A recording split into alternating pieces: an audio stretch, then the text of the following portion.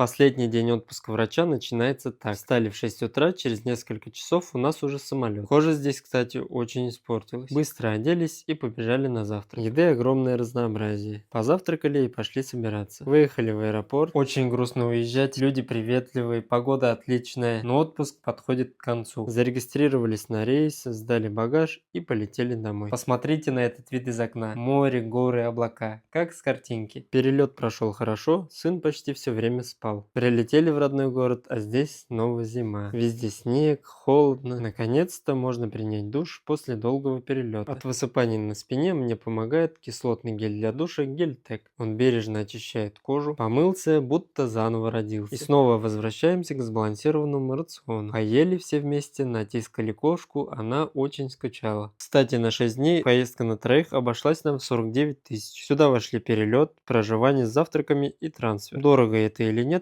пишите в комментариях.